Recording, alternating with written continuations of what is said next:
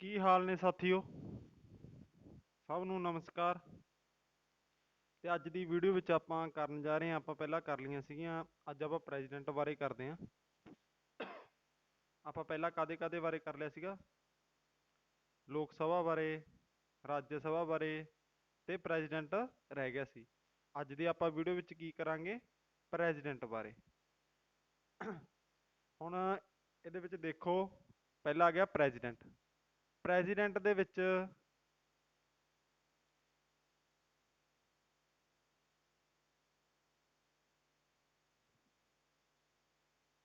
ਇਹ ਕਿਹੜੇ ਆਰਟੀਕਲ ਦੇ ਨਾਲ ਕੰਮ ਕਰਦਾ ਹੈਗਾ? ਕਿਹੜੇ ਆਰਟੀਕਲ 'ਚ ਲਿਖਿਆ ਪ੍ਰੈਜ਼ੀਡੈਂਟ ਦੀ ਪੋਸਟ ਬਾਰੇ? 52, ਆਰਟੀਕਲ ਨੰਬਰ 52 ਵਿੱਚ ਲਿਖਿਆ ਹੋਇਆ ਹੈਗਾ ਦ ਪ੍ਰੈਜ਼ੀਡੈਂਟ। ਪ੍ਰੈਜ਼ੀਡੈਂਟ ਬਾਰੇ ਦੱਸਿਆ ਗਿਆ ਕਿਵੇਂ, ਕੀ ਉਹਦੀ ਯੂਨਿਟੀ ਹੋਊ, ਕੀ ਚੀਜ਼ਾਂ ਹੋਣਗੀਆਂ, ਕਿਵੇਂ ਚੁਣਿਆ ਜਾਊ, ਕੀ ਕੀ ਗੱਲਾਂ ਹੋਣਗੀਆਂ। ਆਪਣਾ ਜਿਹੜਾ ਪ੍ਰੈਜ਼ੀਡੈਂਟ ਹੁੰਦਾ, ਰਾਸ਼ਟਰਪਤੀ, ਇਹ ਪਹਿਲਾ ਹੈੱਡ ਹੁੰਦਾ ਕਿਹਦਾ? ਸਾਰੀ ਸਟੇਟ ਦਾ, ਸਾਰੀ ਇੰਡੀਅਨ ਸਟੇਟਾਂ ਦਾ ਹੈੱਡ ਹੁੰਦਾ ਹੈ। ਕਿਉਂਕਿ ਇਹਨੇ ਸਾਰਾ ਕੁਝ ਦੇਖਣਾ ਹੁੰਦਾ, ਲਾ ਵੀ ਦੇਖਣਾ, ਇਹਨੇ ਸਭ ਕੁਝ ਦੇਖਣਾ ਹੁੰਦਾ। ਤੇ ਪਹਿਲਾ ਕੀ ਹੁੰਦਾ? ਇਹ ਨਾਗਰਿਕ ਹੁੰਦਾ ਆਪਣੇ ਦੇਸ਼ ਦਾ। ਪਹਿਲਾ ਨਾਗਰਿਕ ਕੌਣ ਆ ਦੇਸ਼ ਦਾ? ਰਾਸ਼ਟਰਪਤੀ। ਠੀਕ ਹੈ, ਯਾਦ ਰੱਖਿਓ, ਕਿ ਪੁੱਛ ਲੈਂਦੇ ਆ ਵੀ ਨਾਗਰਿਕ ਕੌਣ ਹੁੰਦਾ ਪਹਿਲਾ? ਰਾਸ਼ਟਰਪਤੀ। ਸਿਟੀਜ਼ਨ ਆਫ ਇੰਡੀਆ ਕੌਣ ਹੈਗਾ? ਰਾਸ਼ਟਰਪਤੀ। ਤੇ ਅੱਗੇ ਲਿਖਿਆ ਵਿੱਚ ਇਹ ਚੁਣਿਆ ਜਾਂਦਾ, ਲੋਕਾਂ ਦੁਆਰਾ ਚੁਣਿਆ ਜਾਂਦਾ। ਲੋਕ ਵੀ ਕਿਹੜੇ ਹੁੰਦੇ ਆ? ਇਨਡਾਇਰੈਕਟਲੀ ਜਿਹੜੀਆਂ ਵੋਟਾਂ ਹੁੰਦੀਆਂ, ਜਿਵੇਂ ਉੱਥੋਂ ਦੇ ਐਮਪੀ ਹੋਣਗੇ ਲੋਕ ਸਭਾ ਤੇ ਰਾਜ ਸਭਾ ਦੇ, ਉਹ ਉਹਨਾਂ ਦੁਆਰਾ ਕੀ ਹੋ ਜਾਊਗਾ? ਚੁਣਿਆ ਜਾਊਗਾ। ਇਹ ਐਂ ਨਹੀਂ ਹੈਗਾ ਆਪਾਂ ਸਾਰੇ ਵੋਟ ਪਾ ਸਕਦੇ ਹਾਂ। ਆਪਣੇ ਤੋਂ ਕੌਣ ਚੁਣੇ ਜਾਣਗੇ? ਐਮਐਲਏ। ਐਮਐਲਏ ਤੋਂ ਬਾਅਦ ਸੀਐਮ, ਸੀਐਮ ਤੋਂ ਬਾਅਦ ਐਮਪੀ, ਐਮਪੀਆਂ ਤੋਂ ਬਾਅਦ ਲੋਕ ਸਭਾ ਦੇ, ਫਿਰ ਰਾਜ ਸਭਾ ਦੇ। ਠੀਕ ਆ, ਐਵੇਂ ਗਾਹਾਂ ਦੀ ਗਾਹਾਂ ਚੁਣੇ ਜਾਂਦੇ ਆ। ਹੁਣ ਇਹ ਚ ਆਰਟੀਕਲ ਨੰਬਰ 54 ਕੀ ਕਹਿੰਦਾ ਗਾ? ਉਹ ਕਹਿੰਦਾ ਕਿਵੇਂ ਚੁਣਿਆ ਜਾਂਦਾ ਆਪਣਾ ਪ੍ਰੈਜ਼ੀਡੈਂਟ, ਕਿਵੇਂ ਚੁਣਿਆ ਜਾਂਦਾ? ਇਹ ਸਿੰਗਲ ਟਰਾਂਸਫਰੇਬਲ ਹੁੰਦੀ ਹੈਗੀ, ਆਪਣੀ ਟਰਾਂਸਫਰੇਬਲ ਵੋਟ। ਹਰ ਇੱਕ ਵੋਟ ਪਊਗੀ, ਇੱਕ ਜਾਣੇ ਨੂੰ ਵੋਟ ਪਾ ਸਕਦਾ, ਤਾਂ ਉਦੋਂ ਦੁਬਾਰਾ ਚੁਣਿਆ ਜਾਂਦਾ। ਜਿਵੇਂ ਮਤਲਬ 50 ਕੀ ਨੇ ਐਮਪੀ ਨੇ, ਹੱਕਦਾਰ ਕਿੰਨੇ ਨੇ ਉਹਨਾਂ ਦੇ? ਪ੍ਰੈਜ਼ੀਡੈਂਟ ਦੀ ਪੋਸਟ ਦੇ 5 ਨੇ। ਉਹਨਾਂ ਨੂੰ ਵੋਟਾਂ ਪੈਣਗੀਆਂ, ਉਹਨਾਂ ਨੂੰ ਵੋਟਾਂ ਪੈਣਗੀਆਂ ਵੀ 5 ਨੇ ਉਹਨੂੰ ਪਾਤੀ, 10 ਨੇ ਉਹਨੂੰ ਪਾਤੀ, ਉਹਨੂੰ ਇੱਕ ਜਾਣਾ ਇੱਕ ਨੂੰ ਹੀ ਵੋਟ ਪਾ ਸਕਦਾ, ਦੋਨਾਂ ਨੂੰ ਨਹੀਂ ਪਾ ਸਕਦਾ। ਐਂ ਵੋਟਾਂ ਰਾਹੀਂ ਕੀ ਹੁੰਦਾ? ਚੁਣਿਆ ਜਾਂਦਾ ਗਾ। ਤੇ ਐਲੀਜੀਬਲ ਵੀ ਹੋਣਾ ਚਾਹੀਦਾ। ਕੀ ਕੀ ਗੱਲਾਂ ਹੋਣੀਆਂ ਚਾਹੀਦੀਆਂ ਇਹਦੇ ਵਿੱਚ? ਇਹਦੇ ਵਿੱਚ ਲਿਖਿਆ ਹੋਇਆ ਜਿਹੜੇ ਚੁਣਿਆ ਜਾਊਗਾ ਉਹ ਪਾਰਲੀਮੈਂਟ ਦੇ ਹਾਊਸ ਜਿਹੜੇ ਬੋਥ ਹੁੰਦੇ ਨੇ, ਕਿਹੜੇ ਕਿਹੜੇ? ਲੋਕ ਸਭਾ ਤੇ ਰਾਜ ਸਭਾ ਦੇ ਜਿਹੜੇ ਮੈਂਬਰ ਹੁੰਦੇ ਆ, ਉਹਨਾਂ ਦੁਆਰਾ ਚੁਣਿਆ ਜਾਂਦਾ। ਹਰ ਇੱਕ ਦੀ ਇੱਕ ਇੱਕ ਵੋਟ ਪਊਗੀ। ਐਲੀਜੀਬਲ ਕੰਡੀਸ਼ਨ ਹੋਵੇ, ਕਿਹੜੀ ਕਿਹੜੀ ਐਲੀਜੀਬਲ ਕੰਡੀਸ਼ਨ ਹੋਗੀ? ਦੂਜੀ ਗੱਲ, ਪਹਿਲੇ ਚ ਕਹਿੰਦੇ ਉਹ ਉਹਨਾਂ ਦੇ ਹੋਣੇ ਚਾਹੀਦੇ। ਫਿਰ ਅਸੈਂਬਲੀ, ਲੈਜਿਸਲੇਟਿਵ ਅਸੈਂਬਲੀ ਚ ਕਿਹੜੇ ਕਿਹੜੇ ਐਲੀਜੀਬਲ ਨੇ ਵੋਟ ਪਾਉਣ ਜਾਂ ਚੁਣਨ ਲਈ? ਉਹਨਾਂ ਨੂੰ ਕੀ ਕੀ ਹੋਣਾ ਚਾਹੀਦਾ? ਪ੍ਰੈਜ਼ੀਡੈਂਟ ਕੀ ਹੋਣਾ ਚਾਹੀਦਾ? ਇੱਥੋਂ ਦਾ ਰਹਿਣ ਵਾਲਾ ਹੋਣਾ ਚਾਹੀਦਾ, ਸਿਟੀਜ਼ਨ ਹੋਣਾ ਚਾਹੀਦਾ। ਤੇ ਉਹਦੇ ਜਿਹੜਾ ਪ੍ਰੈਜ਼ੀਡੈਂਟ ਦੇ ਅਹੁਦੇ ਦੇ ਲਈ ਕਿਹੜੀ ਕੁਆਲੀਫਿਕੇਸ਼ਨ ਚਾਹੀਦੀ ਆ? ਉਹ ਪੜ੍ਹਿਆ ਲਿਖਿਆ ਹੋਣਾ ਚਾਹੀਦਾ। ਠੀਕ ਆ, ਉਹਨਾਂ ਕੁ ਪੜ੍ਹਿਆ ਲਿਖਿਆ ਹੋਣਾ ਚਾਹੀਦਾ, ਸਿਟੀਜ਼ਨ ਹੋਣਾ ਚਾਹੀਦਾ ਤੇ ਪੜ੍ਹਿਆ ਲਿਖਿਆ ਹੋਣਾ ਚਾਹੀਦਾ। ਤੇ 35 ਸਾਲ ਉਮਰ ਹੋਣੀ ਚਾਹੀਦੀ ਹੈ ਉਹਦੀ, ਘੱਟੋ ਘੱਟ 35 ਸਾਲ ਉਮਰ ਹੋਣੀ ਚਾਹੀਦੀ ਆ। ਤੇ ਲੋਕ ਸਭਾ ਦੇ ਜਿਹੜੇ ਇਲੈਕਸ਼ਨਾਂ ਹੁੰਦੀਆਂ, ਉਹਨਾਂ ਵਿੱਚ ਪਹਿਲਾਂ ਉਹਨੇ ਹਿੱਸਾ ਲੈਤਾ ਹੋਵੇ, ਉਹਦੇ ਵਿੱਚ ਹਿੱਸਾ ਲੈਤਾ ਹੋਵੇ। ਕੋਈ ਵੀ ਸਰਕਾਰੀ ਕੋਈ ਵੀ ਸਰਕਾਰੀ ਦਫ਼ਤਰ 'ਚ ਕੰਮ ਨਾ ਕਰਦਾ ਹੋਵੇ, ਉੱਥੋਂ ਤਨਖਾਹ ਨਾ ਲੈਂਦਾ ਹੋਵੇ, ਹੈ ਨਾ? ਕੋਈ ਗੌਰਮੈਂਟ ਜਿਹੜੀ ਵੀ, ਕੋਈ ਵੀ ਸਟੇਟ ਆ, ਕੋਈ ਵੀ ਕਿਤੋਂ ਵੀ ਆ, ਉਹ ਕੋਈ ਸਰਕਾਰੀ ਸੰਸਥਾ ਦੇ ਜੋਬ ਨਾ ਲੈਂਦਾ ਹੋਵੇ। ਹੁਣ ਚੁਣਿਆ ਕਿਵੇਂ ਜਾਂਦਾ? ਜਿਵੇਂ ਐਮਐਲਏ ਆ, ਐਮਐਲਏ ਕੀ ਆ? ਟੋਟਲ ਪਾਪੂਲੇਸ਼ਨ, ਜਿੰਨੀ ਆਪਾਂ ਵੋਟਾਂ ਪਾਉਣੇ ਆ, ਕਿੰਨੇ ਉੱਥੇ ਮੈਂਬਰ ਖੜੇ ਹੁੰਦੇ ਆ ਵੋਟਾਂ 'ਚ, ਉਹਨਾਂ ਦੁਆਰਾ ਜਿਹੜੇ ਚੁਣੇ ਜਾਂਦੇ ਆ ਉਹਨੂੰ ਡਿਵਾਈਡ ਕਰ ਦਿੰਦੇ ਆ ਜਿੰਨੀਆਂ ਵੋਟਾਂ ਹੁੰਦੀਆਂ ਨੇ ਆਪਣੀਆਂ। ਠੀਕ ਆ, ਐਮਐਲਏ ਐਵੇਂ ਚੁਣੇ ਜਾਂਦੇ ਆ। ਤੇ ਐਮਐਲਏ ਚੁਣੇ ਗਏ, ਫਿਰ ਐਮਪੀ, ਐਮਪੀ ਵੀ ਐਵੇਂ ਚੁਣਦੇ ਆ। ਐਮਐਲਏ ਦੁਆਰਾ ਐਮਪੀ ਚੁਣੇ ਜਾਂਦੇ ਆ। ਜਿਹੜੀ ਸਰਕਾਰ ਜਿੱਤੂਗੀ, ਉਹਨਾਂ ਦੇ ਜਿਹੜੇ ਬੰਦੇ ਹੋਣਗੇ, ਆਪਣੇ 117 ਨੇ ਵਿਧਾਨ ਸਭਾ ਸੀਟਾਂ, 117 ਨੇ, 117 ਐਮਐਲਏ 'ਚ ਆਪਣੇ 92 ਜਿੱਤ ਗਏ ਉਹ ਪਾਰਟੀ ਦੇ। ਠੀਕ ਆ, 92 ਜਿੱਤ ਗਏ, ਉਹਨਾਂ 'ਚੋਂ ਵੋਟਾਂ ਪੈਣਗੀਆਂ ਵੀ ਕਿਹੜੇ ਕਿਹੜੇ ਆਪਾਂ ਚੁਣਨੇ ਆ। ਉਹਨਾਂ 'ਚੋਂ ਵੋਟਾਂ ਪੈਣਗੀਆਂ ਤਾਂ ਉਹਨਾਂ 'ਚੋਂ ਆਪਣੇ ਲੋਕ ਸਭਾ ਦੇ 13 ਐਮਪੀ ਚੁਣ ਲੈਣਗੇ ਤੇ ਰਾਜ ਸਭਾ ਦੇ 7 ਐਮਪੀ। ਐਂ ਆਪਸ ਵਿੱਚ ਦੀ ਵੋਟਾਂ ਪੈਣਗੀਆਂ। ਠੀਕ ਆ, ਐਂ ਪ੍ਰੈਜ਼ੀਡੈਂਟ ਦੀਆਂ ਵੋਟਾਂ ਪੈਂਦੀਆਂ। ਜਦੋਂ ਐਮਐਲਏ ਬਣਨਾ, ਐਮਐਲਏ ਬਣ ਕੇ ਬਾਅਦ ਚੋਂ ਕੀ ਚੁਣਦੇ ਆ ਉਹ? ਐਮਪੀ, ਐਮਪੀ ਤੋਂ ਚੁਣਦੇ ਆ ਰਾਸ਼ਟਰਪਤੀ। ਠੀਕ ਹੈ, ਉਸ ਤੋਂ ਬਾਅਦ ਰਾਸ਼ਟਰਪਤੀ। ਫਿਰ ਦੱਸਦੇ ਆ ਰਾਸ਼ਟਰਪਤੀ ਦਾ ਟਾਈਮ ਕਿੰਨਾ ਗਾ? 5 ਸਾਲ ਲਈ ਹੁੰਦਾ, 5 ਸਾਲ ਲਈ ਹੁੰਦਾ ਚੁਣਿਆ ਜਾਂਦਾ ਰਾਸ਼ਟਰਪਤੀ, ਪਹਿਲੇ 5 ਸਾਲ ਲਈ। ਫਿਰ ਉਸ ਤੋਂ ਬਾਅਦ ਦੁਬਾਰੇ ਕੀ ਹੁੰਦਾ ਇਹ 'ਚ? ਕਹਿੰਦੇ ਇਹਦਾ ਸਮਾਂ ਐਂ ਨਹੀਂ ਹੈਗਾ, ਇੱਕ ਵਾਰ ਬਣ ਗਿਆ ਇਹ ਪ੍ਰੈਜ਼ੀਡੈਂਟ ਦੁਬਾਰੇ ਨਹੀਂ ਬਣ ਸਕਦਾ, ਦੁਬਾਰੇ ਵੀ ਵੋਟਾਂ 'ਚ ਹਿੱਸਾ ਲੈ ਸਕਦਾ। ਪਹਿਲਾਂ 5 ਸਾਲ ਸੀ, 5 ਸਾਲ ਲਈ ਐਲੀਜੀਬਲ ਹੁੰਦਾ, 5 ਸਾਲਾਂ ਬਾਅਦ ਦੁਬਾਰੇ ਵੋਟਾਂ ਪੈਂਦੀਆਂ। ਇਹਨਾਂ ਦਾ ਕਾਰਜਕਾਲ ਜਿਵੇਂ ਆਪਣੇ ਐਮਐਲਏ ਦਾ, ਐਮਪੀਆਂ ਦਾ ਖਤਮ ਹੋ ਜਾਂਦਾ, ਐਮਐਲਏ ਦਾ, ਸੀਐਮ ਦਾ, ਹਨਾ, ਉਵੇਂ ਹੀ ਇਹਨਾਂ ਦਾ ਹੁੰਦਾ। 5 ਸਾਲਾਂ ਬਾਅਦ ਦੁਬਾਰੇ ਕੀ ਕਰਨੇ ਪੈਂਦੇ, ਇਲੈਕਟ ਕਰਨੇ ਪੈਂਦੇ ਆ। ਪਰ ਜਿਵੇਂ ਹੁਣ ਅਮਰੀਕਾ ਦੇ ਵਿੱਚ ਆ, ਅਮਰੀਕਾ ਦੇ ਵਿੱਚ ਕੀ ਸਿਸਟਮ ਆ, ਕਹਿੰਦੇ ਜਿਹੜਾ ਉਹ ਐਮਪੀ ਆ, ਮਤਲਬ ਰਾਸ਼ਟਰਪਤੀ ਆ, ਉਹ 2 ਵਾਰੀ ਬਣ ਸਕਦਾ, 2 ਵਾਰੀ ਬਣ ਸਕਦਾ ਆਪਣੇ ਅਣਗਿਣਤ ਵਾਰ। ਪਰ ਉੱਥੇ ਟਾਈਮ ਕਿੰਨਾ ਉਹਨਾਂ ਦੇ, 4 ਸਾਲ, ਆਪਣੇ 5 ਸਾਲ। ਆਪਣੇ 5 ਸਾਲ ਦਾ ਟਾਈਮ, 5 ਸਾਲਾਂ 'ਚ ਕੀ ਹੁੰਦਾ ਗਾ ਵੀ ਦੁਬਾਰੇ ਚੁਣਨਾ ਗਾ, ਕਿੰਨੇ ਮਰਜ਼ੀ ਵਾਰ ਖੜਾ ਹੋ ਸਕਦਾ, 2 ਵਾਰ, 3 ਵਾਰ, 4 ਵਾਰ, 5 ਵਾਰ, ਅਣਗਿਣਤ ਵਾਰ। ਜਿੰਨੇ ਵਾਰ ਉਹ ਚਾਹੁੰਦਾ ਉਨੇ ਵਾਰ ਉਹ ਵੋਟਾਂ 'ਚ ਖੜਾ ਹੋ ਸਕਦਾ। ਪਰ ਜਿੱਤੇ ਨਾ ਜਿੱਤੇ ਉਹਦੀ ਵੋਟਾਂ ਦੇ ਆਧਾਰ ਤੇ ਆ, ਪਰ ਖੜਾ ਹੋ ਸਕਦਾ, ਹਿੱਸਾ ਲੈ ਸਕਦਾ ਉਹਦੇ ਵਿੱਚ। ਠੀਕ ਆ, ਕਿੰਨੇ ਮਰਜ਼ੀ ਵਾਰ। ਠੀਕ ਆ। ਦੂਜਾ ਆ ਗਿਆ, ਜਿਵੇਂ ਹੁਣ 5 ਸਾਲਾਂ 'ਚ ਕਈ ਵਾਰ ਜੋਬ ਤੋਂ ਕੀ ਹੁਣ ਲਾਉਣਾ ਵੀ ਪੈ ਜਾਂਦਾ। ਕਿਉਂ? ਉਹ 'ਚ ਕਈ ਗੱਲਾਂ ਆ ਜਾਂਦੀਆਂ ਨੇ। ਆਪ ਰਿਜ਼ਾਈਨ ਕਰਦੇ, ਜਾਂ ਤਾਂ ਆਪ ਰਿਜ਼ਾਈਨ ਕਰਦੇ, ਰਿਟਨ ਲਿਖ ਕੇ ਦੇ ਦੇ ਅਰਜੀ, ਕਿਹਨੂੰ, ਵਾਈਸ ਪ੍ਰੈਜ਼ੀਡੈਂਟ ਨੂੰ, ਵੀ ਮੈਂ ਆਪਦੇ ਅਸਤੀਫੇ ਤੋਂ ਆਪਦੇ ਅਹੁਦੇ ਤੋਂ ਅਸਤੀਫਾ ਦੇ ਰਿਹਾ ਗਾ। ਇੱਕ ਤਾਂ ਆਪ ਲਿਖ ਕੇ ਖੁਦ ਦੇਵੇ, ਆਪ ਸਮਰਪਣ ਕਰੇ। ਜਾਂ ਦੂਜੀ ਗੱਲ ਹੋ ਗਈ, ਜੇ ਇੰਪੀਚਮੈਂਟ ਹੋ ਜੇ। ਇੰਪੀਚਮੈਂਟ ਕਿਵੇਂ, ਕੋਈ ਕੇਸ 'ਚ ਫੜਿਆ ਜਾਵੇ, ਕੇਸ 'ਚ ਫੜਿਆ ਜਾਵੇ, ਕੋਈ ਇਲੀਗਲ ਕੰਮ ਕਰਦਾ, ਜਾਂ ਕਿਤੇ ਕੋਈ ਕਾਨੂੰਨ ਆ ਜਿਹੜੇ ਆਪਣੇ ਉਹਨਾਂ ਦੀ ਉਲੰਘਣਾ ਕਰਦੇ, ਤਾਂ ਕਰਕੇ ਰੂਲ ਤੋੜਦੇ, ਤਾਂ ਉਹਦੇ ਖਿਲਾਫ ਬੈਠਕ ਬੈਠਦੀ ਹੁੰਦੀ ਆ ਇੰਪੀਚਮੈਂਟ ਰਾਹੀਂ। ਉਹ ਅੱਗੇ ਆਪਾਂ ਕਰਾਂਗੇ ਇੰਪੀਚਮੈਂਟ ਰਾਹੀਂ। ਫਿਰ ਆ ਗਿਆ ਆਰਟੀਕਲ ਨੰਬਰ 60। ਆਰਟੀਕਲ ਨੰਬਰ 60 ਕੀ ਕਹਿੰਦਾ ਗਾ? ਆਰਟੀਕਲ ਨੰਬਰ 60 ਕਹਿੰਦਾ ਗਾ ਉਹਨਾਂ ਨੂੰ ਸਹੁੰ ਚੁਕਾਈ ਜਾਂਦੀ ਆ। ਜਿਹੜਾ ਉੱਥੇ ਦਾ ਸਪੀਕਰ ਹੁੰਦਾ ਨਾ ਰਾਜ ਸਭਾ ਦਾ, ਹਨਾ, ਉਹ ਇਹਨੂੰ ਕੀ ਕਰਦਾ ਗਾ, ਇਹਨਾਂ ਨੂੰ ਸਹੁੰ ਚੁਕਾਉਂਦਾ ਗਾ, ਕਿਹਨੂੰ, ਪ੍ਰੈਜ਼ੀਡੈਂਟ ਨੂੰ। ਵੀ ਤੁਸੀਂ ਸਹੁੰ ਕਿਉਂ ਚੁੱਕੀ ਜਾਂਦੇ, ਸਹੁੰ ਇਹ ਚੁੱਕੀ ਜਾਂਦੇ, ਮੈਂ ਕੋਈ ਕਾਨੂੰਨ ਨਹੀਂ ਤੋੜਦਾ, ਆਹ ਨਹੀਂ ਕਰਦਾ, ਉਹ ਨਹੀਂ ਕਰਦਾ, ਹਨਾ, ਇਹ ਚੀਜ਼ਾਂ ਬਾਰੇ ਸਹੁੰ ਚੁਕਾਈ ਜਾਂਦੀ ਹੈ ਵੀ ਮੈਂ ਉਲੰਘਣਾ ਨਹੀਂ ਕਰਦਾ, ਸਹੀ ਕੰਮ ਕਰੂੰ, ਕੋਈ ਰਿਸ਼ਵਤ ਨਹੀਂ ਲੈਂਦਾ, ਤੇ ਜਿਵੇਂ ਆਪਣੇ ਕਾਨੂੰਨ ਆ ਉਹਦੇ ਹਿਸਾਬ ਨਾਲ ਚੱਲੂਗਾ। ਇਹ ਚੀਜ਼ਾਂ ਬਾਰੇ ਸ਼ਪਥ ਗ੍ਰਹਿਣ ਕਰਦੇ ਆ ਉਹ। ਹੁਣ ਇੰਪੀਚਮੈਂਟ ਹੁੰਦੀ ਹੈ ਜਿਹੜੀ ਰਾਸ਼ਟਰਪਤੀ ਨੂੰ ਪੋਸਟ ਤੋਂ ਲਾਉਣ ਦੇ, ਉਹ 61 ਆਰਟੀਕਲ ਕਹਿੰਦਾ ਗਾ। ਉਹ 61 ਆਰਟੀਕਲ ਦੇ ਰਾਹੀਂ ਹੁੰਦੀ ਆ ਇੰਪੀਚਮੈਂਟ। ਇੰਪੀਚਮੈਂਟ ਹੁੰਦੀ ਆ ਮਤਲਬ ਜੇ ਫੜਿਆ ਜਾਵੇ, ਉਹ ਤੇ ਕੋਈ ਕੇਸ ਕਾਰਵਾਈ ਹੁੰਦੀ ਆ, ਉਹਨੂੰ ਨੌਕਰੀ ਤੋਂ ਲਾਉਣਾ ਹੋਵੇ, ਤਾਂ ਕਰਕੇ ਇੰਪੀਚਮੈਂਟ ਹੁੰਦੀ ਆ। ਉਹ ਪਰ ਹੁਣ ਲਾ ਨਹੀਂ ਸਕਦੇ, ਅੱਗੇ ਹੁੰਦਾ ਸੀ ਲਾ ਸਕਦੇ ਸੀ, ਪਰ ਛੇਤੀ ਲਾਹਿਆ ਨਹੀਂ ਜਾਂਦਾ। ਜਿੰਨਾ ਟਾਈਮ ਉਹ ਜੋਬ ਤੇ ਲੱਗਿਆ ਹੋਇਆ ਕੰਮ ਕਰ ਰਿਹਾ, ਉਹਨਾਂ ਟਾਈਮ ਨਹੀਂ ਲਾ ਸਕਦੇ। ਉਦੋਂ ਬਾਅਦ ਜੇ ਉਹ ਜੋਬ ਤੋਂ ਉਹਦਾ ਕਾਰਜਕਾਲ ਖਤਮ ਹੋ ਗਿਆ, ਕੇਸ ਚੱਲੀ ਜਾਂਦਾ ਸੀ, ਬਾਅਦ 'ਚ ਉਹਨੂੰ ਲਾ ਸਕਦੇ ਆ। ਹੁਣ ਇਹ 'ਚ ਆ ਗਿਆ, ਜਿਵੇਂ ਪਹਿਲਾਂ ਆ ਗਿਆ ਕਹਿੰਦੇ ਸੈਮੀ ਜੁਡੀਸ਼ੀਅਲ। ਨਾਲੇ ਤਾਂ ਕੀ ਕਹੂਗਾ, ਇੰਪੀਚਮੈਂਟ ਫੜਿਆ ਜਾਵੇ, ਜੇ ਕਿਸੇ ਨੇ ਬੰਦੇ ਨੇ ਕਹਿਤਾ ਵੀ ਐਂ ਕਰਕੇ ਆ ਗਲਤ ਕੰਮ ਕੀਤਾ, ਪਤਾ ਲੱਗ ਗਿਆ, ਜਾਂ ਕਿਸੇ ਨੇ ਲੋਕਾਂ ਨੇ ਹੱਥ ਚੱਕਦਾ, ਉਹ 'ਚ ਕੀ ਹੋਊਗਾ, ਜਾਂ ਤਾਂ ਕੌਣ ਲੜੇ, ਰਲ ਕੇ ਦੋਨੇ, ਜਾਂ ਤਾਂ ਦੋਨੇ ਰਾਜ ਸਭਾ ਤੇ ਲੋਕ ਸਭਾ ਹੋਵੇ, ਤੇ ਨਾਲ ਕੀ ਹੋਵੇ, ਉਹਦੇ ਕੋਰਟ ਹੋਵੇ। ਦੋਨੇ ਮਿਲ ਕੇ ਕੀ ਕਰਨ, ਸੁਪਰੀਮ ਕੋਰਟ, ਦੋਨੇ ਮਿਲ ਕੇ ਕੇਸ ਨੂੰ ਹੈਂਡਲ ਕਰਨ ਵੀ ਇਹਨੇ ਕਿੱਥੇ ਗਲਤੀਆਂ ਕੀਤੀਆਂ, ਕਿਵੇਂ ਕੀਤੀਆਂ, ਦੋਨੇ ਮਿਲ ਕੇ ਹਟਾ ਸਕਦੇ ਆ। ਇਕੱਲਾ ਨਹੀਂ ਹਟਾ ਸਕਦਾ, ਦੋਨੇ। ਰਾਜ ਸਭਾ 'ਚ ਵੋਟਾਂ ਪੈਂਦੀਆਂ ਹੁੰਦੀਆਂ ਵੀ ਹੱਥ ਖੜੇ ਕਰੋ ਕਿਹੜੇ ਵੀ ਇਹਦੇ ਹੱਕ 'ਚ ਨੇ, ਕਿਹੜੇ ਨਹੀਂ ਹੱਕ 'ਚ ਨੇ, ਜਿਹੜਾ ਇਹ 'ਤੇ ਕੇਸ ਕੀਤਾ ਗਿਆ। ਜੇ ਵੱਧ ਵੋਟਾਂ ਪੈ ਗਈਆਂ ਤਾਂ ਇਹਨੂੰ ਕੀ ਕਰੋ, ਇਹ 'ਤੇ ਕਾਰਵਾਈ ਸਟਾਰਟ ਹੋਊ, ਨਹੀਂ ਕਾਰਵਾਈ ਸਟਾਰਟ ਨਹੀਂ ਹੁੰਦੀ। ਠੀਕ ਆ। ਐਂ ਕੋਰਟ ਉਹਨਾਂ ਤੋਂ ਡਿਸੀਜ਼ਨ ਲੈਂਦਾ ਹੁੰਦਾ, ਕਿਤੋਂ, ਰਾਜ ਸਭਾ ਤੇ ਲੋਕ ਸਭਾ ਤੋਂ। ਹੁਣ ਇਹਦੇ ਵਿੱਚ ਕੀ ਹੁੰਦਾ ਗਾ, ਕਹਿੰਦੇ 14 ਦਿਨਾਂ ਦਾ ਕੀ ਦਿੱਤਾ ਜਾਂਦਾ ਉਹਨੂੰ, ਇੰਪੀਚਮੈਂਟ 14 ਦਿਨਾਂ ਲਈ ਕੀ ਉਹਨੂੰ ਰੈਜੋਲੂਸ਼ਨ ਦਿੱਤਾ ਜਾਂਦਾ, ਇੰਪੀਚ ਕੀਤਾ ਜਾਂਦਾ, ਵੀ ਤੈਨੂੰ ਨੋਟਿਸ ਦਿੱਤਾ ਗਾ, 14 ਦਿਨਾਂ ਦੇ ਅੰਦਰ ਅੰਦਰ ਆਪਦੇ ਆਪ ਨੂੰ ਕੀ ਕਰ ਲਾ, ਆਪਦੇ ਆਪ ਨੂੰ ਇੰਪਰੂਵ ਕਰ ਲਾ। ਉਦੋਂ ਬਾਅਦ ਕੀ 14 ਦਿਨਾਂ ਨੂੰ ਦਿੱਤਾ ਜਾਂਦਾ ਹੁੰਦਾ ਵੀ ਤੇਰੇ ਕੋਈ ਖਿਲਾਫ, ਤੇਰੇ ਕੋਲ ਰਿਪੋਰਟ ਹੋਈ ਆ, ਦਰਜ ਕੀਤੀ ਆ, ਵੀ ਤੂੰ ਕੀ ਕਹਿਣਾ ਚਾਹੁੰਦਾ। ਜੋ ਕੁਛ ਨਹੀਂ ਕਹਿੰਦਾ, ਫਿਰ ਉਦੋਂ ਬਾਅਦ ਕੀ ਹੁੰਦਾ, ਵੋਟਾਂ ਪਵਾਈਆਂ ਜਾਂਦੀਆਂ, ਕਿੱਥੇ, ਲੋਕ ਸਭਾ ਜਾਂ ਰਾਜ ਸਭਾ ਦੇ ਵਿੱਚ। ਵੋਟ ਪਵਾ ਕੇ ਕੀ ਕਰਦੇ, ਹੱਥ ਖੜਾ ਕਰਾਇਆ ਜਾਂਦਾ ਵੀ ਕਿੰਨੇ ਜਾਣੇ ਉਹ ਕਰਨੇ। ਜੇ 1/3 ਤੀਜਾ ਹਿੱਸਾ ਕੀ ਹੋ ਜੇ, ਤੀਜਾ ਹਿੱਸਾ ਕੀ ਹੋ ਜੇ ਵੋਟਾਂ 'ਚ ਹੱਕ 'ਚ ਆ ਜੇ, ਤਾਂ ਉਹ 'ਤੇ ਕੇਸ ਅੱਗੇ ਵਧੂਗਾ, ਤਾਂ ਕੇਸ ਅੱਗੇ ਵਧੂਗਾ। ਜੇਕਰ ਕਹਿੰਦੇ 2/3 ਹੋ ਜੇ ਹਿੱਸਾ, ਫਿਰ ਉਹਨੂੰ ਮੌਕਾ ਮਿਲ ਜਾਂਦਾ, ਫਿਰ ਉਹਨੂੰ ਮੌਕਾ ਮਿਲ ਜਾਂਦਾ ਵੀ ਆਪਦੇ ਖਿਲਾਫ ਜਿਹੜੇ ਸਬੂਤ ਇਕੱਠੇ ਕੀਤੇ ਨੇ ਲੋਕਾਂ ਨੇ, ਜਾਂ ਤੇ ਬਲੇਮ ਕੀਤਾ, ਉਹਨੂੰ ਕੀ ਕਰ ਸਕਦਾ, ਉਹ ਆਪਦੇ ਆਪ ਨੂੰ ਰਿਪਰਜੈਂਟ ਬੇਗੁਨਾਹ ਕਰ ਸਕਦਾ, ਵੀ ਕੋਈ ਸਬੂਤ ਲਿਆ ਸਕਦਾ, ਵੀ ਹਨਾ ਉਹਦੇ ਆਪਦੇ ਹੱਕ 'ਚ ਕੀ ਡਿਫੈਂਡ ਕਰ ਸਕਦਾ ਆਪਦੇ ਆਪ ਨੂੰ, ਕੋਈ ਪ੍ਰੂਫ, ਟਾਈਮ ਮਿਲ ਜਾਂਦਾ ਉਹਨੂੰ, ਸਮਾਂ, ਵੀ ਮੇਰੇ ਨਾਲ ਉਹ ਖੜੇ ਨੇ ਤਾਂ ਮੇਰੇ ਨਾਲ ਸਪੋਰਟ ਕਰਨਗੇ ਐਮਪੀ, ਤਾਂ ਆਪਾਂ ਕੰਮ ਸਹੀ ਕੀਤਾ। ਉਹ ਗੱਲਾਂ ਹੁੰਦੀਆਂ। ਠੀਕ ਹੈ। ਅੱਗੇ ਇਹਨੂੰ ਕੀ ਕੀ ਤਨਖਾਹਾਂ ਮਿਲਦੀਆਂ, ਕੀ ਕੀ ਅਲਾਇੰਸ ਮਿਲਦੀ ਆ, ਉਹਨਾਂ ਦੀ ਗੱਲ ਹੋਊਗੀ। 5 ਲੱਖ ਕਹਿੰਦੇ ਸੈਲਰੀ ਹੁੰਦੀ ਹੈ ਇਹਦੀ, ਪ੍ਰੈਜ਼ੀਡੈਂਟ ਦੀ ਸੈਲਰੀ ਮੰਥਲੀ 1 ਮਹੀਨੇ ਦੀ ਕਿੰਨੀ ਹੁੰਦੀ ਆ, 5 ਲੱਖ ਸੈਲਰੀ ਹੁੰਦੀ ਆ। ਤੇ ਉਸ ਤੋਂ ਬਾਅਦ ਕੀ ਹੁੰਦਾ, ਇਹਨਾਂ ਨੂੰ ਪੈਨਸ਼ਨ ਵੀ ਲੱਗਦੀ ਆ। ਉਸ ਤੋਂ ਬਾਅਦ ਜੇ ਮਤਲਬ ਇਹ 5 ਸਾਲ ਕੰਮ ਕਰ ਗਏ, 5 ਸਾਲਾਂ ਤੱਕ ਕੀ ਮਿਲੂ ਉਹਨੂੰ 5 ਲੱਖ ਇੱਕ ਮਹੀਨੇ ਦੀ ਤਨਖਾਹ ਮਿਲੂਗੀ।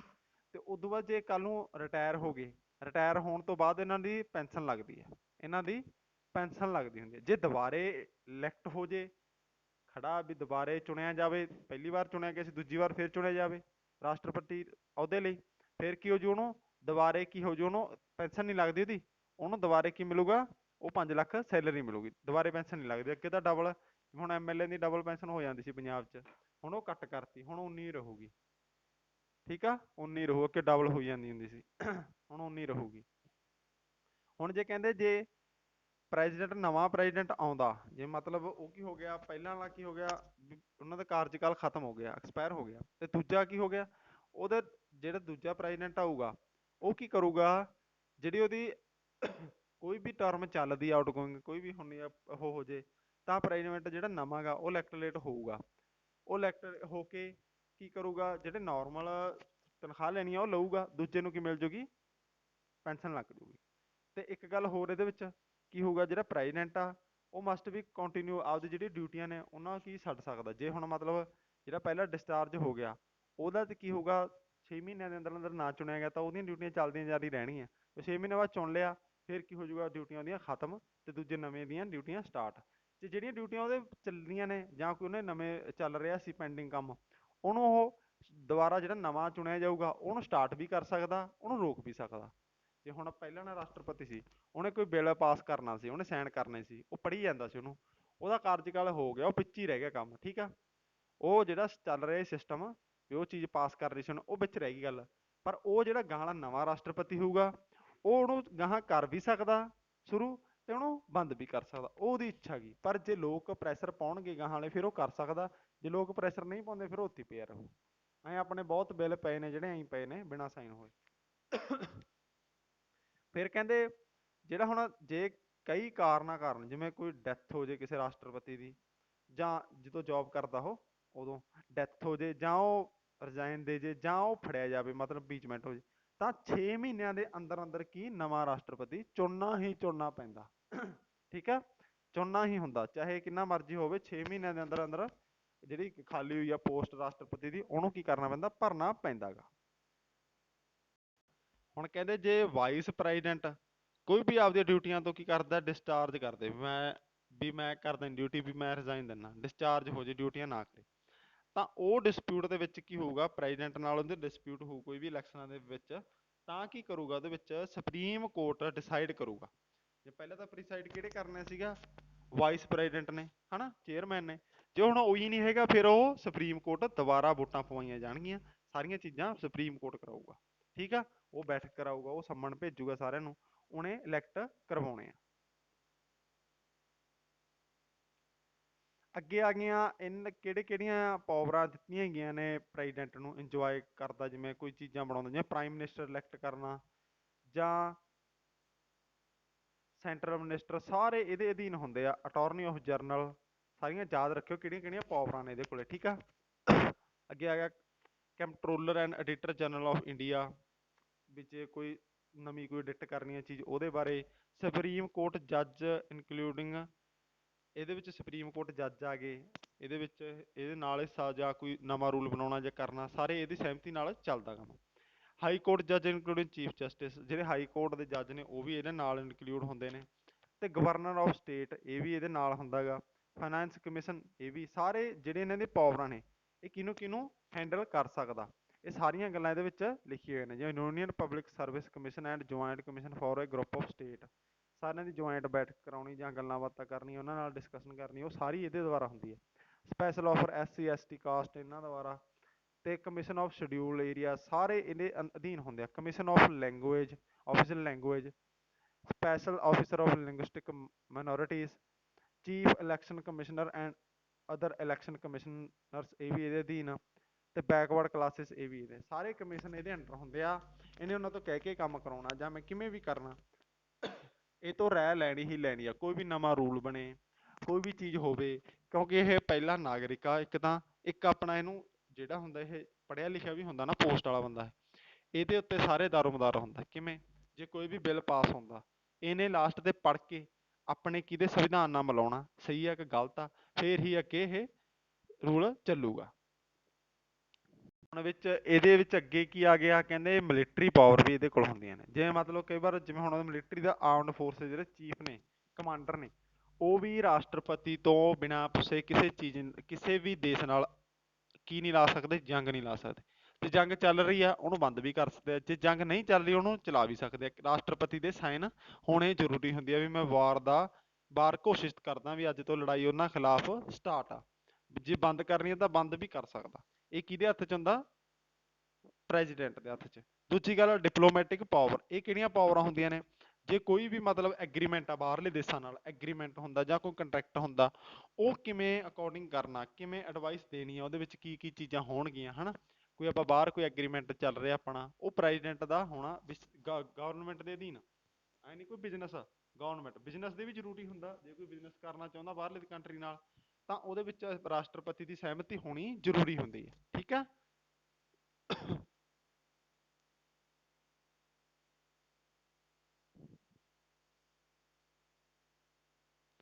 ਅੱਗੇ ਆਪਣੇ list of president of India, ਕਿਹੜੇ ਕਿਹੜੇ ਪ੍ਰੈਜ਼ੀਡੈਂਟ ਹੋਏ ਨੇ ਇਹਨਾਂ 'ਚ ਪੜਾਂਗੇ। ਅੱਜ ਫੈਕਟ ਆਫ ਰਿਗਾਰਡਿੰਗ ਪ੍ਰੈਜ਼ੀਡੈਂਟ, ਪਹਿਲਾ ਆ ਗਿਆ ਰਜਿੰਦਰ ਪ੍ਰਸਾਦ। ਪਹਿਲਾ ਰਜਿੰਦਰ ਪ੍ਰਸਾਦ ਸੀਗਾ ਆਪਣਾ ਪ੍ਰੈਜ਼ੀਡੈਂਟ। ਜਦੋਂ 1947 ਤੋਂ ਬਾਅਦ ਆਜ਼ਾਦ ਹੋ ਕੇ ਦੁਬਾਰੇ ਵੋਟਾਂ ਹੋਈਆਂ ਸੀ 48 ਦੇ ਵਿੱਚ, 51 ਦੇ ਵਿੱਚ, ਉਦੋਂ 48 ਤੋਂ ਹੀ ਕੀ ਹੋਇਆ ਸੀਗਾ, ਇਹ ਰਜਿੰਦਰ ਪ੍ਰਸਾਦ ਪਹਿਲਾ ਪੱਕੇ ਤੌਰ ਤੇ ਕੀ ਬਣਿਆ ਸੀ ਆਪਣਾ ਰਾਸ਼ਟਰਪਤੀ, ਰਜਿੰਦਰ ਪ੍ਰਸਾਦ। ਉਦੋਂ ਬਾਅਦ ਕਿਹੜਾ ਬਣਿਆ, ਡਾਕਟਰ ਸਰਵਪੱਲੀ ਰਾਧਾ ਕ੍ਰਿਸ਼ਨਨ। ਇਹ ਕਿਹੜੇ ਬਣੇ ਸੀ, ਵਾਈਸ ਪ੍ਰੈਜ਼ੀਡੈਂਟ। ਇਹ ਬਣੇ ਸੀ ਵਾਈਸ ਪ੍ਰੈਜ਼ੀਡੈਂਟ। ਕਦੋਂ ਇਹਨਾਂ ਦੇ ਨਾਂ ਤੇ ਕੀ ਬਣਾਇਆ ਜਾਂਦਾ, ਟੀਚਰਸ ਡੇ 5 ਸਤੰਬਰ ਨੂੰ। ਟੀਚਰਸ ਡੇ ਰਾਧਾ ਕ੍ਰਿਸ਼ਨਨ, ਸਰਵਪੱਲੀ ਰਾਧਾ ਕ੍ਰਿਸ਼ਨ ਦੇ ਨਾਂ ਤੇ, ਇਹਨਾਂ ਦੇ ਜਨਮ ਦਿਨ ਤੇ ਮਨਾਇਆ ਜਾਂਦਾ ਟੀਚਰਸ ਡੇ। ਉਦੋਂ ਬਾਅਦ ਆ ਗਿਆ ਜ਼ਾਕਿਰ ਹੁਸੈਨ। ਜ਼ਾਕਿਰ ਹੁਸੈਨ ਪ੍ਰੈਜ਼ੀਡੈਂਟ ਬਣੇ ਸੀਗੇ ਇੰਡੀਆ ਦੇ। ਇਹ ਕੀ ਪਹਿਲੇ ਮੁਸਲਿਮ ਪ੍ਰੈਜ਼ੀਡੈਂਟ ਸੀ, ਇਹ ਪਹਿਲੇ ਮੁਸਲਿਮ ਪ੍ਰੈਜ਼ੀਡੈਂਟ ਸੀ। ਇਹ ਯਾਦ ਰੱਖਿਓ ਇਹ ਗੱਲਾਂ। ਪਹਿਲੇ ਮੁਸਲਿਮ ਪ੍ਰੈਜ਼ੀਡੈਂਟ ਕਿਹੜੇ ਸੀਗੇ, ਜ਼ਾਕਿਰ ਹੁਸੈਨ। ਆਪਣੇ ਪੰਜਾਬ ਦੇ ਇੰਡੀਆ ਦੇ ਕਿਹੜੇ ਸੀ, ਤੀਜੇ। ਮੁਸਲਿਮ ਕਿਹੜੇ ਸੀ, ਪਹਿਲੇ। ਇਹਨਾਂ ਦਾ shortest serving president of India, ਛੋਟੇ ਵੀ ਇਹਨਾਂ ਮੌਤ ਹੋ ਗਈ ਸੀ ਇਹਨਾਂ ਦੀ। ਥੋੜਾ ਟਾਈਮ ਹੀ ਰਹੇ, 3 ਸਾਲ ਹੀ ਇਹਨਾਂ ਨੇ ਕੰਮ ਕੀਤਾ, ਉਸ ਤੋਂ ਬਾਅਦ ਇਹਨਾਂ ਦੀ ਡੈਥ ਹੋ ਗਈ ਸੀ। ਉਸ ਤੋਂ ਬਾਅਦ ਹੈਗਾ ਵਾਰਾਗਿਰੀ ਵੈਂਕਟਾ ਗਿਰੀ। ਇਹ ਆਏ ਸੀ 1975 ਦੇ ਵਿੱਚ। ਭਾਰਤ ਰਤਨ ਅਵਾਰਡ ਮਿਲਿਆ ਸੀ 1975। ਵਾਈਸ ਪ੍ਰੈਜ਼ੀਡੈਂਟ ਰਹਿ ਚੁੱਕੇ ਆਪਣੇ ਇਹ, ਪਹਿਲੇ ਵਾਈਸ ਪ੍ਰੈਜ਼ੀਡੈਂਟ ਹੂ ਬਿਕਮ ਏ ਐਕਟਿੰਗ ਪ੍ਰੈਜ਼ੀਡੈਂਟ, ਠੀਕ ਹੈ, ਇੰਡੀਆ ਦੇ। ਉਸ ਤੋਂ ਬਾਅਦ ਆ ਗਿਆ ਨੀਲਮ ਸੰਜੀਵ ਰੈਡੀ। ਨੀਲਮ ਸੰਜੀਵ ਰੈਡੀ, ਇਹ ਕਿੱਥੋਂ ਸੀ, ਆਂਧਰਾ ਪ੍ਰਦੇਸ਼ ਤੋਂ। Chief minister, first chief minister ਬਣੇ ਸੀਗੇ। ਇਹ ਯੰਗੈਸਟ ਪ੍ਰੈਜ਼ੀਡੈਂਟ ਸੀਗੇ। ਪਹਿਲਾਂ ਚੀਫ ਮਿਨਿਸਟਰ ਸੀਗੇ ਕਿਹਦੇ, ਆਂਧਰਾ ਪ੍ਰਦੇਸ਼ ਦੇ। ਫਿਰ ਆਪਣੇ ਕੀ ਬਣੇ ਸੀ, ਪ੍ਰੈਜ਼ੀਡੈਂਟ ਬਣੇ ਸਭ ਤੋਂ ਛੋਟੀ ਉਮਰ 64 ਸਾਲ ਦੀ, ever at the age of 64 ਸਾਲ ਦੀ ਉਮਰ 'ਚ ਬਣੇ ਸੀ। ਅੱਗੇ ਆ ਗਿਆ ਗਿਆਨੀ ਜੈਲ ਸਿੰਘ, ਸਿੱਖ, ਪਹਿਲੇ Sikh president of India. Giani Zail Singh 1984 ਦੇ ਵਿੱਚ ਜਿਹੜੇ ਉਹ ਦੰਗੇ ਹੋਏ ਸੀ, ਉਦੋਂ ਇਹਨਾਂ ਨੇ ਸਾਈਨ ਨਹੀਂ ਸੀ ਕੀਤਾ ਹੈ ਨਾ। ਉਦੋਂ ਦੀ ਗੱਲ ਆ, ਉਹ ਐਂਟੀ ਸਿੱਖ ਰੋਇਟ, ਉਹ ਚੀਜ਼ਾਂ ਲਿਖੀਆਂ ਹੋਈਆਂ ਇਹਦੇ ਵਿੱਚ, ਉਦੋਂ ਦੀ ਗੱਲ ਆ। ਤੇ ਇਹਨਾਂ ਨੂੰ ਬਰਖਾਸਤ ਇੰਦਰਾ ਗਾਂਧੀ ਦੁਆਰਾ ਕੀ ਕਰਦੇ, ਲਾ ਦਿੱਤਾ ਗਿਆ ਸੀ ਉਹਦੇ ਤੋਂ। ਇਹਨਾਂ ਨੂੰ ਕਿਹਾ ਸੀ ਵੀ ਬਲੂ ਸਟਾਰ ਚਲਾਇਆ ਸੀ ਨਾ, ਇਹਨਾਂ ਤੋਂ ਫੋਰਸਲੀ ਚਲਵਾਇਆ ਗਿਆ ਸੀ ਇੰਦਰਾ ਗਾਂਧੀ ਦੁਆਰਾ। ਬਲੂ ਸਟਾਰ ਚਲਾਇਆ ਗਿਆ ਸੀਗਾ। ਗਿਆਨੀ ਜੈਲ ਸਿੰਘ ਉਦੋਂ ਕੌਣ ਸੀ, ਪ੍ਰੈਜ਼ੀਡੈਂਟ ਸੀ 1984 ਦੇ ਵਿੱਚ। ਅੱਗੇ ਆ ਗਿਆ ਕੋਚਰਿਲ ਰਮਨ ਨਾਰਾਇਣਨ। ਕੋਚਰਿਲ ਰਮਨ ਨਾਰਾਇਣਨ, ਇਹ ਕਿਹੜੇ ਸੀ, Dalit president, first Dalit president of India. Dalit party ਤੋਂ ਬਿਲੋਂਗ ਕਰਦੇ ਸੀ, ਠੀਕ ਹੈ। ਅੱਗੇ ਆ ਗਿਆ ਡਾਕਟਰ APJ ਅਬਦੁਲ ਕਲਾਮ। ਇਹ 1997 ਚ, 1997 ਚ ਕੀ ਬਣੇ ਸੀ ਆਪਣੇ, ਅਵਾਰਡ ਦਿੱਤਾ ਗਿਆ ਸੀ ਇਹਨਾਂ ਨੇ।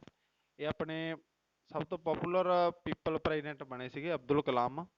ਇਹਨਾਂ ਨੂੰ ਕੀ ਬਣਿਆ ਸੀ 1997 ਦੇ ਵਿੱਚ, ਭਾਰਤ ਰਤਨ ਮਿਲਿਆ ਸੀ। ਉਸ ਤੋਂ ਬਾਅਦ ਆ ਗਿਆ ਪ੍ਰਤਿਭਾ ਪਾਟਿਲ। ਪ੍ਰਤਿਭਾ ਪਾਟਿਲ ਦਾ ਹੁਣ ਪਿੱਛੇ ਨਾ ਕਿ ਹਟੇ, ਪਹਿਲੀ ਔਰਤ ਸੀਗੀ, ਪਹਿਲੀ ਔਰਤ, ਫਸਟ ਵੂਮਨ ਪ੍ਰੈਜ਼ੀਡੈਂਟ ਬਣੀ ਸੀ ਜਿਹੜੀ, ਪ੍ਰਤਿਭਾ ਪਾਟਿਲ। ਹੁਣ ਆਰਟੀਕਲ ਆ ਗਏ, ਕਿਹੜੇ ਕਿਹੜੇ ਆਰਟੀਕਲ ਕਿਹਦੇ ਕਿਹਦੇ ਨਾਲ ਰੱਖਦੇ, ਜਿਵੇਂ ਦ ਪ੍ਰੈਜ਼ੀਡੈਂਟ ਨਾਲ 52ਵਾਂ ਆਰਟੀਕਲ, ਪਾਵਰ ਆਫ ਯੂਨੀਅਨ 53ਵਾਂ article, election of president 54 article, ਇਹ ਪੜ੍ਹ ਚੁੱਕੇ ਆਪਾਂ ਪਹਿਲਾਂ। ਮੈਨਰ ਆਫ ਇਲੈਕਸ਼ਨ ਪ੍ਰੈਜ਼ੀਡੈਂਟ, ਇਹ ਕਿਹੜਾ 55, 54 ਤੇ 55 ਦੋਨੇ ਕਿਹਦੇ ਨਾਲ ਨੇ, ਇਲੈਕਸ਼ਨ ਨਾਲ ਨੇ ਪ੍ਰੈਜ਼ੀਡੈਂਟ ਦੀਆਂ। ਉਦੋਂ ਬਾਅਦ ਟਰਮ ਆਫ ਆਫਿਸ ਪ੍ਰੈਜ਼ੀਡੈਂਟ, ਕੀ ਕੀ ਕੰਮ ਨੇ ਉਹਦੇ, 56 ਆਰਟੀਕਲ ਦੱਸਦਾ ਗਾ। ਤੇ 57 ਆਰਟੀਕਲ ਕੀ ਦੱਸਦਾ? ਰੀ ਇਲੈਕਸ਼ਨ, ਦੁਬਾਰੇ ਰੀ ਇਲੈਕਟ ਮਤਲਬ ਦੁਬਾਰੇ ਵੋਟਾਂ 'ਚ ਹਿੱਸਾ ਲੈ ਸਕਦਾ, ਠੀਕ ਹੈ ਨਾ, ਇੱਕ ਵਾਰ ਬਣ ਜੇ ਦੁਬਾਰੇ। ਫਿਰ 58ਵੇਂ ਆਰਟੀਕਲ 'ਚ ਕੀ ਦੱਸਿਆ ਹੋਇਆ ਹੈਗਾ? Qualification of India, Ki Ki qualification ਹੋਣੀ ਚਾਹੀਦੀ ਹੈ ਇਲੈਕਸ਼ਨਾਂ ਲਈ ਪ੍ਰੈਜ਼ੀਡੈਂਟ ਦੀਆਂ? 35 ਸਾਲ ਦਾ ਹੋਣਾ ਚਾਹੀਦਾ, ਕੋਈ ਜੌਬ ਨਹੀਂ ਹੋਣੀ ਚਾਹੀਦੀ, ਕੋਈ ਕੇਸ ਨਹੀਂ, ਕੋਈ ਬੈਂਕ ਕਰਪਟ ਨਹੀਂ ਹੋਣਾ ਚਾਹੀਦਾ, ਇਹ ਚੀਜ਼ਾਂ ਬਾਰੇ 15,000 ਕੀ ਜਮ੍ਹਾਂ ਰਿਜ਼ਰਵ ਹੋਣਾ ਚਾਹੀਦਾ, ਇਹ ਚੀਜ਼ਾਂ ਬਾਰੇ ਗੱਲ ਕਰਦਾ। ਅੱਗੇ ਆ ਗਿਆ ਕੰਡੀਸ਼ਨ 59 ਆਰਟੀਕਲ ਕੀ ਕਹਿੰਦਾ? Condition of president office, office ਦੇ ਵਿੱਚ ਕੀ ਕੀ ਕੰਡੀਸ਼ਨਾਂ ਰੱਖੀਆਂ ਗਈਆਂ ਨੇ। ਜਿਹੜਾ ਆਰਟੀਕਲ ਨੰਬਰ 60 ਇਹ ਕਿਹਦੇ ਬਾਰੇ ਦੱਸਦਾ ਹੈਗਾ? ਓਥ ਆਫ ਅਫਰਮੇਸ਼ਨ ਆਫ ਦੀ ਪ੍ਰੈਜ਼ੀਡੈਂਟ, ਉਹਦੀ ਸਹੁੰ ਚੁੱਕ ਦੇ ਵਿੱਚ ਕੀ ਕੀ ਗੱਲਾਂ ਹੋਣਗੀਆਂ, ਉਹ ਪ੍ਰੈਜ਼ੀਡੈਂਟ ਦੀਆਂ ਗੱਲਾਂ ਦੱਸੀਆਂ ਗਈਆਂ। ਕਿਹੜੇ ਆਰਟੀਕਲ ਦੇ ਵਿੱਚ? 60 ਦੇ ਵਿੱਚ। ਉਦੋਂ ਬਾਅਦ ਆ ਗਿਆ ਆਰਟੀਕਲ ਨੰਬਰ 61, 61 ਦੇ ਵਿੱਚ ਕੀ ਦੱਸਿਆ? ਇੰਪੀਚਮੈਂਟ ਆਫ ਪ੍ਰੈਜ਼ੀਡੈਂਟ, ਆਪਾਂ ਪੜ੍ਹ ਕੇ ਹਟੇ ਆ ਵੀ ਉਹਨੂੰ ਬਰਖਾਸਤ ਕਿਵੇਂ ਕਰਨਾ, ਜੌਬ ਤੋਂ ਕਿਵੇਂ ਲਾ ਸਕਦੇ ਆ, ਉਹ ਚੀਜ਼ਾਂ ਬਾਰੇ ਕਿਹੜਾ ਆਰਟੀਕਲ ਦੱਸਦਾ? 61। 62 ਆਰਟੀਕਲ ਕੀ ਕਰਦਾ ਗਾ? ਜੇ ਕੋਈ ਵੈਕੈਂਸੀ ਖਾਲੀ ਆ ਪ੍ਰੈਜ਼ੀਡੈਂਟ ਦੀ, ਜਾਂ ਮੌਤ ਹੋ ਜੇ, ਜਾਂ ਕੁਛ ਚੀਜ਼ ਹੋਰ ਹੋ ਜੇ, ਆਪ ਉਹ ਕਰ ਜੇ, ਤਾਂ ਉਹ 62 ਆਰਟੀਕਲ ਕੀ ਦੱਸਦਾ ਵੀ ਉਹਨੂੰ ਇਲੈਕਟ ਕਿਵੇਂ ਕਰਨਾ, ਉਹਨੂੰ ਹੋਲਡ ਕਿਵੇਂ ਕਰਨਾ, ਵੀ ਉਹਨੂੰ ਭਰਨਾ ਕਿਵੇਂ ਆ, ਜਿਹੜੀ ਉਹ ਹੋਈ ਹੈਗੀ ਖਾਲੀ ਹੋ ਗਈ ਸੀਟ। ਓਕੇ, ਅੱਜ ਦੀ ਵੀਡੀਓ ਵਿੱਚ ਇੰਨਾ ਬਹੁਤ ਆਪਣੇ ਲਈ। ਥੈਂਕ ਯੂ, ਧੰਨਵਾਦ।